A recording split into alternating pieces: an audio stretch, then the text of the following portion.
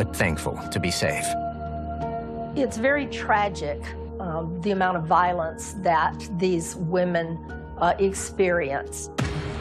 We have this tendency to believe that prostitutes can't be raped, and indeed they can.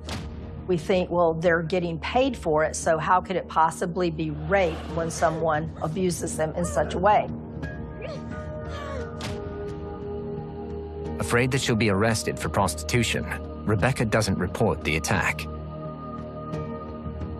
Many prostitutes will not even report it to the police. They think that the police don't care and the police won't believe them because the police may also have the same attitude as, well, you're a prostitute. How can you be raped when someone is paying you for the sex?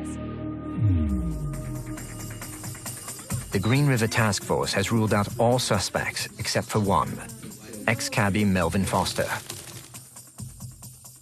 He first came under suspicion after trying to insert himself into the investigation and failing a polygraph.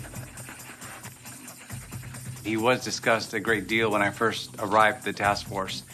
He was still actively being investigated and exploring those exact same questions of how did he know so much? Why did he inject himself into the investigation? One teenager says Foster used the Green River killer to scare her. On the phone, he told her about the murder of Opal Mills before Opal's death was made public. How does he know this? Of all the suspicious things that Melvin Foster is doing, and there's a long list of them, this rises to the immediate top. They bring this girl in and give her a polygraph. They are so concerned, is she telling the truth? Turns out she is. Now they really want to talk to Foster and figure out, how did you know she was dead? At 10 a.m., 6 officers arrive with a search warrant at Melvin Foster's home. They've been here before. After Melvin failed the polygraph, this time, they go deeper. They collect hundreds of pieces of potential evidence, including carpet and clothing fibers. They also take hair and blood samples from Foster. Meanwhile, Melvin Foster talks to the press. He tries to make his case that he's innocent. But his interviews backfire. Did you kill all those women or what? No, but I wish I did. I wish I did know who did. Still, the state crime lab finds no forensic links between Melvin Foster and any of the crime scenes. The case blows up. There really never was a case against Melvin Foster. He was never arrested. There was some warrants served on him to try and recover evidence that they hope might be there, but there was nothing found that ever linked him to any of the cases. Even more troubling, women are continuing to disappear. Hoping to jumpstart their investigation, the task force recruits respected serial killer hunter Robert Keppel. He was one of the main detectives behind the Ted murders, which was a series of murders that just shocked Seattle. He escaped before they could tighten the noose around him. But Keppel realized, why did we not catch this guy? What did we do wrong? He realized it was about all the tips. They were swimming in leads. They couldn't see which ones were valid and which ones weren't. You need to categorize your tips, and it's administrative, but that's what solves crimes, especially serial killer cases. Keppel believes the task force is crippled by the sheer volume of leads. It was overwhelming because someone, and I believe it was usually a sergeant, had to sit there and read every single tip that came in and give it a priority. Should this be worked? Should it be worked someday? Or should it just be shelved because they just didn't believe it had a value? And someone had to make that determination because no one can work 10,000 tips. The killer may be among the tips, but without a better system, they'll never find him. He takes a look at how the current detectives are managing the Green River case. His report comes back, and it's devastating. The paperwork is everywhere. There are tons of leads, tons of witness statements that there's no rhyme or reason. There's no master evidence list. He calls them out on that. He calls them out on other things that they can do better. he really wants to make sure that they don't make the same mistakes twice, because there were a lot of mistakes made in the Bundy case. They cannot happen again, or this guy's going to get away forever. And as the task force struggles to keep track of each new lead, the killer is becoming active again. And April 17th will be his most violent night yet. Sandra Garbett is an athletic but rebellious teen. She dropped out of high school to live with her boyfriend. She quit her fast food job to work as a prostitute.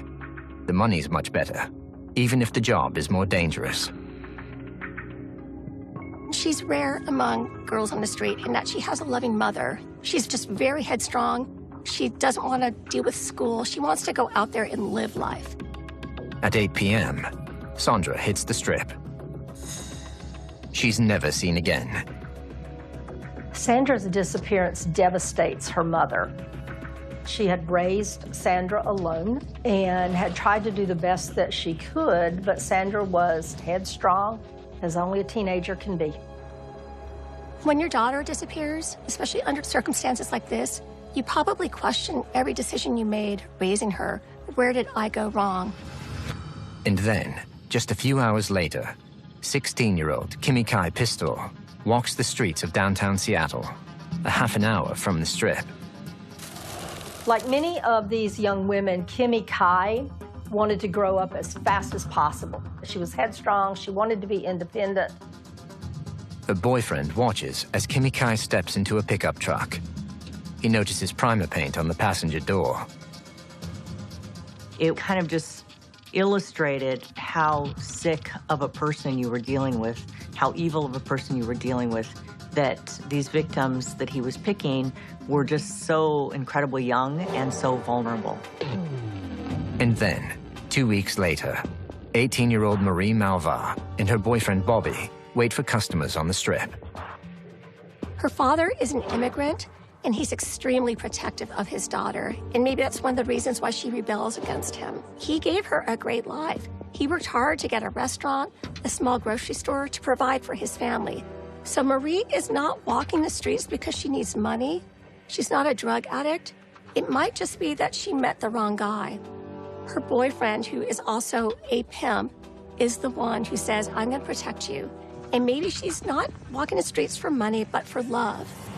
How are you doing today? A potential customer pulls up. Marie talks to him, signals to her boyfriend Bobby, and climbs into the pickup truck, with primer on the door. Word on the street was that the killer was a cop. So when any potential customer shows up, they really try to get a sense, is this guy a cop? So for the boyfriend slash pimp, he's trying to check out, is this guy a cop? Is he the serial killer? This guy does not look like a cop. He's wearing a plaid shirt, got a mustache, just looks like every other guy in Seattle. He seems to check out. And plus, what cop would drive an old pickup truck with primer on it? So Marie gets into this truck, and the boyfriend follows. Bobby tails the pickup truck. At a red light, he pulls alongside to make sure Marie's okay. What he sees concerns him. She's arguing with this guy, and now he's really concerned. He wants to stop them and to see maybe if she wants to get out of the truck and run to his car. But he can't make eye contact with her. She doesn't even know if he's there. So all he can do now is just follow this truck and see where they go. As the pickup truck pulls away, it speeds up. Bobby follows. But at an intersection, the truck just makes the light. Bobby's stuck waiting. When the light changes, he looks for the truck, but can't find it anywhere. Marie Malvar never returns.